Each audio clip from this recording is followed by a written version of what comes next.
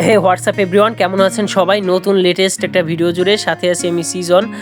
আজকে আপনাদের যে গুরুত্বপূর্ণ কথাটা বলবো সেটা হচ্ছে এলএমসি 8.4 অনেকের ডিভাইসে সাপোর্ট করে না। সেই ডিভাইসগুলোর নাম যদি আমি বলি, যেরকম Infinix, Tecno, Vivo, Xiaomi, Samsung, এ ধরনের অনেক ধরনের ডিভাইস আছে যেগুলো আপনাকে সাপোর্ট করে না। তো আপনি খুব সহজেই কিন্তু এই ডিভাইস থেকে সাপোর্ট করাইতে পারবেন। ওকে, জাস্ট আমার দেওয়া ডিসক্রিপশন বক্সে লিঙ্ক দেওয়া থাকবে, অথবা আমাকে কমেন্ট করবেন, আমি আপনাদের কমেন্টের রিপ্লাইতে কিন্তু লিঙ্কটা দিয়ে দিব। ওকে, এটি কিন্তু 100% মুড করা, আপনার সকলের কাজ হবে। সাথে আপনাদের গ্রিন স্ক্রিন যে প্রবলেমগুলো হয়, এই প্রবলেমগুলো সমাধানের জন্য আমার চ্যানেলে অনেক ভিডিও আছে, আপনারা চাইলে গ্রিন স্ক্রিন প্রবলেম দূর করতে পারেন। ওকে, এছাড়া অনেক ধরনের কনফিগ পাবেন, যে কনফিগ দিয়ে ছবি তুললে আপনার ফোনের কোয়ালিটি বা কোয়ান্টিটি খুব বেটার কোয়ালিটির পাবেন।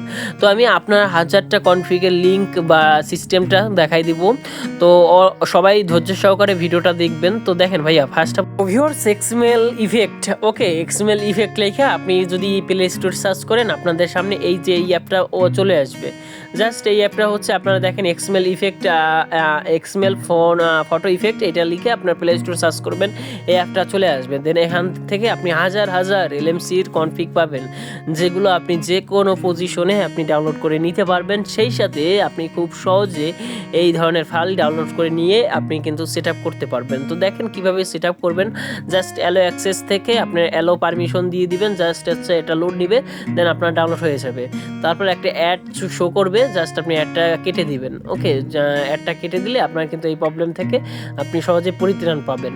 তো এরপরে কি করবেন, এরপরে হচ্ছে আপনি চলে আসবেন হচ্ছে আপনার যে ফাইল ম্যানেজারটা আছে, সেই ফাইল ম্যানেজারে চলে আসবেন। ওকে, ফাইল ম্যানেজার চলে আসবেন, তারপর এখান থেকে ডাউনলোড যে ফোল্ডারটা আছে, সেই ডাউনলোডে চলে আসবে আপনার যে কনফিগটা ডাউনলোড করছিলেন। ওকে, তো এর জন্য আপনাকে এখান থেকে মুভ করে নিতে হবে বা কপি করে নিতে পারেন, খুব সহজেই আপনি এখান থেকে মুভ করে নিতে পারেন। জাস্ট এরপর ইন্টারনাল স্টোরেজ ডিভাইস, মানে আপনার যে ফোন মেমোরিটা আছে সেখানে চলে আসবেন। দেন এখানে একটা ফোল্ডার তৈরি করতে হবে। ফোল্ডারটা হচ্ছে আপনার এলএমসি 8.4। ওকে, এলএমসি 8.4 এখানে সুন্দরভাবে লিখে দিবেন। ওকে, এখান থেকে লিখে দিবেন, তারপরে এখানে ওকে করে দিবেন। তো ওকে করে দিলে আপনার কিন্তু খুব সহজেই কিন্তু এইটা সেভ হয়ে যাবে। এরপরে হচ্ছে এখানে ওকে ফোল্ডারটা তৈরি করে জাস্ট হচ্ছে কি করবেন, জাস্ট ওকে করে দিবেন। তারপর আপনি চলে আসবেন হচ্ছে আপনার যে এলএমসি 8.4টা আছে সেখানে।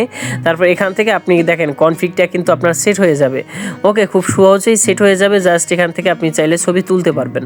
ওকে, তো এখান থেকে আপনি কনফিগ কীভাবে আনতে হয়, আপনি এই যে ক্যামেরা ডান পাশে ডাবল ক্লিক করলে আপনার কনফিগ ইনপুট করলেই কিন্তু হয়ে যাবে।